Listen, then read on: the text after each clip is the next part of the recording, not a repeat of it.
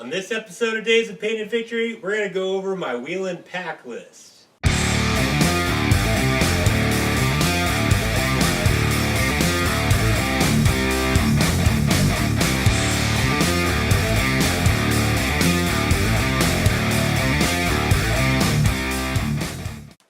Alright, so this, what you see here on the ground, this is about what I pack every time I go out.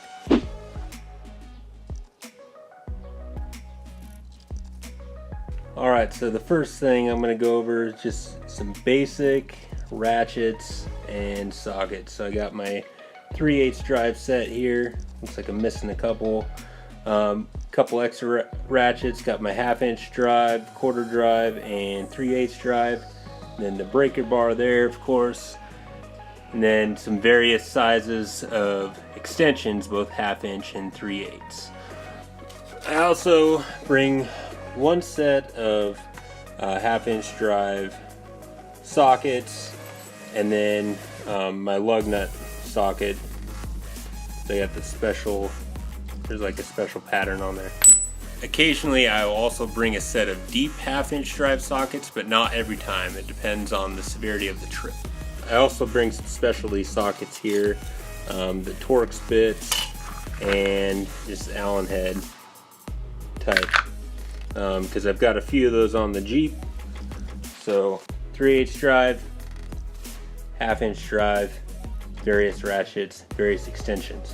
And I always bring a couple adjustable wrenches. I don't have a crescent wrench that gets that big, so I got the old pipe wrench there, and sometimes you need that for tie rods and whatnot to adjust them. So then I also got full set of wrenches, kind of mixed up, but that's how they end up in my box.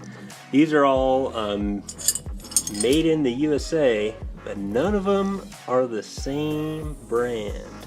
I just kind of picked them up here and there at yard sales. I don't like to bring my nice tools out wheeling just in case they get lost in the dirt or whatever, but it's good to have a good set of American made wrenches so you can really beat on them with your hammers. So I always bring a few different hammers. Got a little ball peen, 4-pounder, and then a deadblow. You never know what you might need to bang back into shape. Alright, and I got various pliers here, a couple sets of needle nose. I really like these pistol grip needle nose. Then my lineman pliers. I don't always bring my Kleins, but they were in the box from last trip. Usually I just bring these old ones. See, they're pretty chipped up, but they still work in a pinch. And then some channel locks and vise grips. Vise grips work good for pinching off brake lines if you need to, or whatever. I also like to bring a few pry bars. I really like this one.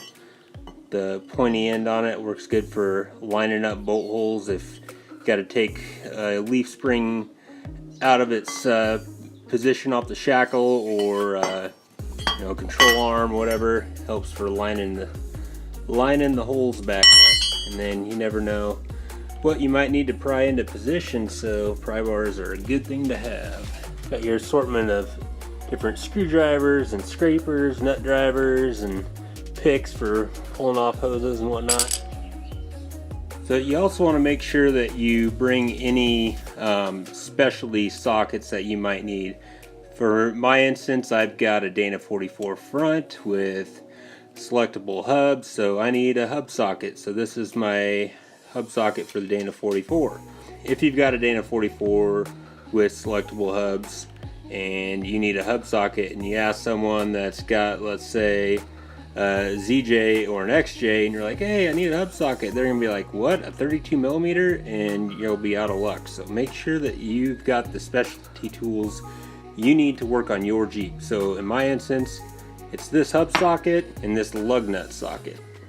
So all those hand tools that we just went over go into this box. This is a pretty sweet box that I got back when I was a carpenter. It's supposed to be a carpenter box. You can see it's got this little cut out there that you knock out for your speed square to, or your framing square to hang out. But I never knocked them out, so anyway, I like that it's nice and long, and so it fits like the breaker bar and all that good stuff, and I can put some stuff up top here, and I can pretty much fill it to the bottom of this tray with tools and then still have room for the tray. It's not like some toolboxes where the tray sits in. So anyway, everything fits in there pretty nice. In this toolbox, this is what I put all like the random repair materials and supplies. So got a random assortment of different hoses for fixing fuel lines, or like on that last trip I had to fix a heater hose, so I have some of that. Got a couple spare U-joints, got some random chunks of wire. In this box I'll also have tie wire. Tie wire can get you out of a lot of different situations, holding up exhaust, tying different things out of the way. You could even, you know, fix a motor mount with it if you did enough wraps. So I also have in the top tray some hose clamps, some cotter pins, zip ties. David Freiberger knows all about zip ties. Got some RTV just in case you got to make a gasket, you know, on your diff seal or whatever. If you blow up your spider gears or something, you got to pull the diff cover off. I'll be able to seal that stuff back up. JB Weld. There's one time, actually on that Natchez video I've got, where Alex busted his radiator on a tree, and we fixed it with JB Weld, and he's still running that trail repair. So that's pretty awesome. Also got some electrical tools in this box. So we got the multimeter here, got a selection of different crimp-on connectors, got the pliers for that, and then electrical tape. Always got to have electrical tape. Now I also got a funnel in there, you know, for obvious reasons. A couple utility knives. The other thing I bring are a set of spare shafts for my front axle, just because you never know if you're gonna break them or not. So that's that. Bring a tape measure because I'm a carpenter and I like to measure things. You could probably do it without this, but every once in a while you never know when you might need to measure something. Also bring a couple flashlights. You know, got the free one from Harbor Freight and then a nicer one.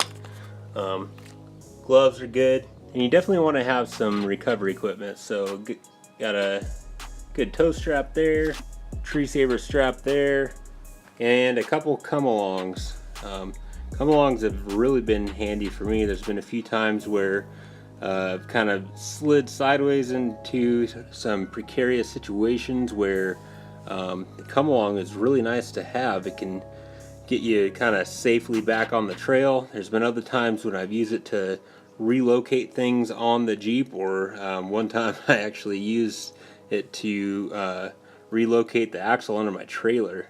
So if you got the room, I think come-alongs are great. And come-alongs are great if you can't afford a winch. Speaking of a winch, the winch is a great piece of recovery equipment. So if you can afford it, I mean, I think it's almost more important than a lift and tires. If you just, you know, get the biggest tires you can fit on your Jeep and a winch and some good recovery equipment, you can get yourself into some fun situations. And then to complement the straps, of course, you got to have a way to attach the straps. So I use the shackles here. Alright, so in addition to all the tools and supplies I showed you, I also bring fluids. So you want to make sure you bring in coolant. You want to make sure that you bring in some extra oil and transmission fluid, whatnot, and maybe even some grease, depending on the severity of your wheeling trip. Alright, so this is the stuff that I bring with me pretty much every time. And like I said, sometimes I'll actually bring more than this. So it really comes down to how much effort does it take for me to get to this place where I'm wheeling.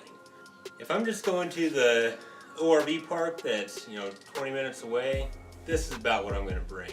But then there's some other trips where I've loaded the camper on my truck, I got the Jeep on the trailer, it's, you know, 5 hours away, I'm I'm gonna bring some more stuff.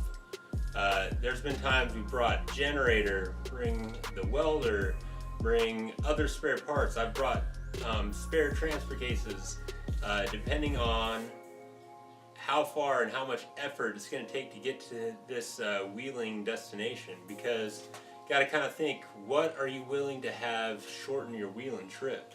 I don't want to make those big long drives and not be able to fix my Jeep in a couple hours.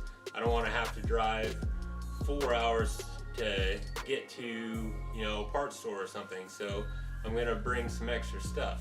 But if it's, like I said, 15 minutes away, 20 minutes away, no, it's not really worth the effort to pack a welder and generator and all that good stuff. So when you're figuring out what you need to pack, you need to think about, what are you willing to have cut that wheeling trip short? So are you willing to swap out a transfer case, or is that something that's you're gonna be okay with going home with? You know, just for an example. I'd like to know what you like to pack on your wheeling trips. If there's anything that you think I should pack that I missed, let me know in the comments below. And thanks for watching this video. Be sure to like, share, and subscribe.